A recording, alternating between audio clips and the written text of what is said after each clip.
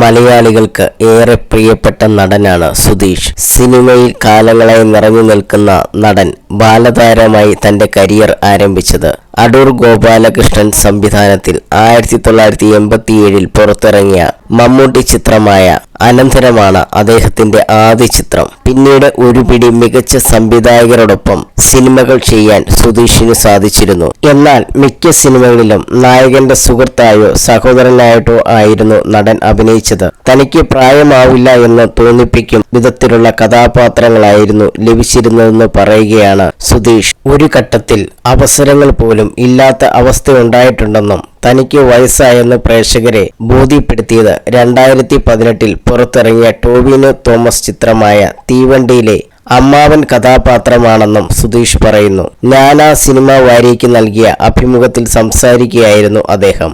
യഥാർത്ഥത്തിൽ സുധീഷിന് പ്രായമാവുന്നില്ല എന്ന് തോന്നിപ്പിക്കും വിധത്തിലുള്ള കഥാപാത്രങ്ങളായിരുന്നു എനിക്ക് ലഭിച്ചിരുന്നത്. ഫിസിക്കലായി നായകന്മാരുടെ മുഖങ്ങൾ പോലും മാറിയിട്ടും എനിക്ക് മാത്രം മാറ്റമില്ലായിരുന്നു. ഒരു ഘട്ടത്തിൽ അവസരങ്ങൾ പോലും ഇല്ലാത്ത അവസ്ഥയുണ്ടായി. പുതിയ നായകന്മാർക്ക് വ്യത്യസ്തമായ കഥാപാത്രങ്ങളിലൂടെ പുതിയ മുഖങ്ങൾ കണ്ടപ്പോൾ ഞാൻ മാത്രം നായകന്മാരുടെ സഹോദരനായി നിലയുറപ്പിച്ചു. സത്യം പറഞ്ഞാൽ സുധീഷിന് വയസ്സായെന്ന് പ്രേക്ഷകരെ ബോധ്യപ്പെടുത്തിയത് തീവണ്ടിയിലെ അമ്മാവനായ കഥാപാത്രമാണ്. എന്റെ കരിയറിൽ ഒരു ചാലഞ്ച് ഉണ്ടാക്കിയ ചിത്രം തീവണ്ടിയാണ്. പിന്നീട് കനകം, കാമിനി കലഹം, സത്യം മാത്രമേ ബോധിപ്പിക്കൂ എന്നിങ്ങനെ പല ചിത്രങ്ങളിലും വ്യത്യസ്തമായുള്ള കഥാപാത്രങ്ങൾ ലഭിച്ചു, സുധീഷ് പറഞ്ഞു.